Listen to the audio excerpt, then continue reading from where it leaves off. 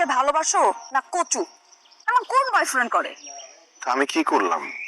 জুই, তুমি এইভাবে রেগে যেও না, একটু ঠান্ডা হও, শান্ত হও। আমাকে বলতে দাও, কালকে আমার বার্থডে ছিল, তুমি আমাকে উইশ করছো? আমাকে ঠিক রাত 12টায় কে উইশ করছে? এই শৈবাল।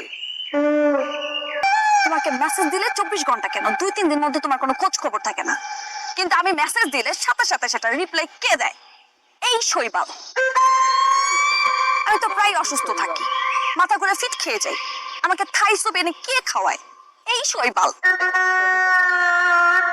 তোমার সাথে চ্যাটিং করতে থাকলে তুমি 2-3 মিনিটের বেশি চ্যাটিং করতেই পারো না। বলো, আমার চোখ ব্যথা করতেছে, আমার মাথা ঘুরাইতেছে, আমার হাত ব্যথা করতেছে, একদম বাকদম কত রকমের অজুহাত তুমি দাও, কিন্তু 2-3 ঘন্টা একসাথে আমি মেসেজে চ্যাট করতেই থাকি, কোনো বিরক্ত হয় না। কে সেটা জানো? এই শৈবাল। সেদিন আমার একটা শাড়ি আর কানের দুল ভালো লাগছে, আমি সেটা ফেসবুকের মধ্যে পোস্ট দিছি, সাথে সাথে সেটার মধ্যে লাভ রিঅ্যাক্ট দিছে, আর ওই শাড়ি ওই কানের দুল 1 ঘন্টার মধ্যে আমাকে কে এনে দিছে? এই শৈবাল।